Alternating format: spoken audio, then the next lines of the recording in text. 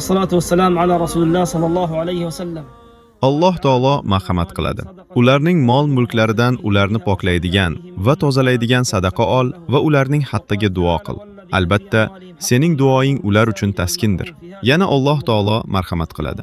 Ularning mol dunyolarida so'raguvchi va mahrum kishilar uchun ma'lum bir haq bordir. Avvalo Alloh taologa hamd va sanolar aytamiz. So'ngra G'azodagi muhtoj birodarlariga o'z zakotlarini yuborgan aziz o'zbek birodarlarimizga va ummat birligi jamoasiga minnatdorchiligimizni bildiramiz.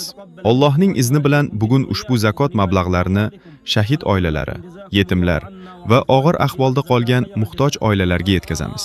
Har bir oilaga $100 miqdorida naqd pul yordami topshiriladi. Mana aziz birodarlar, bu $100 O'zbekistondagi birodarlaringiz tomonidan sizlarga yuborilgan zakot va yordamdir. Alloh taolo ushbu yordamni sizlarga barakali qilsin.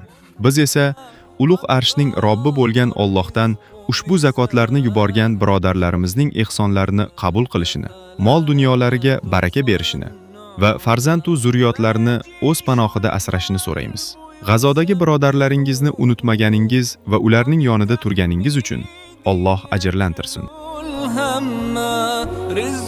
نشكر شباب الأوزبك وبارك الله فيك. طيبه يهب الرحمن نشكر شباب الأوزبك وبارك الله فيك.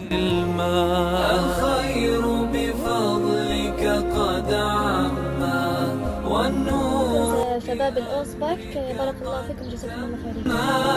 ربي الوهاب إذا أعطى تلقى الخيرات أتت جمّا. شباب الأوزبك على هذه الكفالة بارك الله فيهم جزاهم الله خير. أشكر شباب الأوزبك على هذه المساعدة بارك الله فيكم وجزاكم الله خير.